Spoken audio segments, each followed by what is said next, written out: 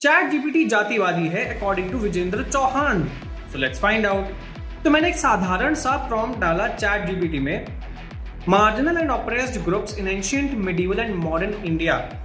Ancient India में निकल कर आया Shudra, Atishudra, Chandal, tribal communities, women and दास दासियां। फिर हम गए मिडीवल इंडिया में, तो वहां पर lower caste, women, tribal communities और पेजेंट्स एंड एग्रीकल्चरल लेबरर्स। फिर हम मॉडर्न इंडिया में आए तो वहां पर भी दलित, ट्राइबल कम्युनिटीज, विमेन, ये सारे ऑप्रेस्ड एंड मार्जिनलाइज्ड ग्रुप्स हैं। यानी कि ऑप्रेसर ऑब्वियसली सवर्ण जातियां हैं, अपर कास्ट हैं। अब मुझे जाहिल विजेंद्र चौहान, ये ढक्कन, मुझे ये समझाए कि ये किस तरह से सवर्णों के पक्ष में डेटा है जो इसने बोला है, इस वीडियो में स्टेटमेंट रखा है। This was a blatant lie, he was lying through his teeth. तो अब मुझे मतलब वही एक कहावत है इंग्लिश में, never confuse education with intelligence. You can have a PhD and you can still be an idiot. That idiot is Vijender Chauhan. इसके पास क्योंकि PhD भी है। मुझे पता है ये इंसान किस ग्रुप को टारगेट कर रहा है, किस ग्रुप को अपीज करने की कोशिश कर रहा है, किसका रहनुमा बनने की कोशिश कर रहा है।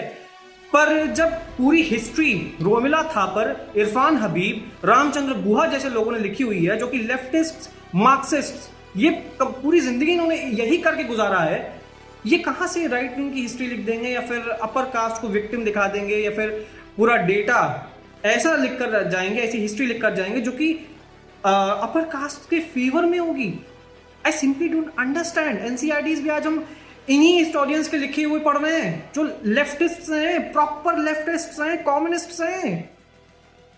विजेंद्र चौहान, मैं समझता हूं कि अनपढ़ता और जाहिलता से उनको आप छुपा नहीं सकते PhD से, मैं समझता हूं। And he is a UPSC educator. ये इंटरव्यूज भी लिया करता था, मॉक इंटरव्यूज। पर क्या है कि अनपढ़ इतना है कि इसकी अनपढ़ता छुप नहीं सकती किसी भी डिग्री से, किसी भी डॉक्टरेट से।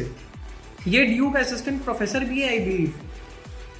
आई एम जस्ट होपिंग कि जो जिनको ये पढ़ाता है वो कम से कम थोड़ी अक्ल वाले हों और उनकी जिंदगी बेहतर हो इस इंसान से।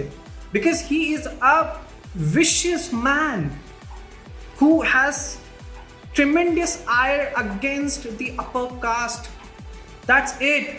He believes in divisiveness. He's dividing India.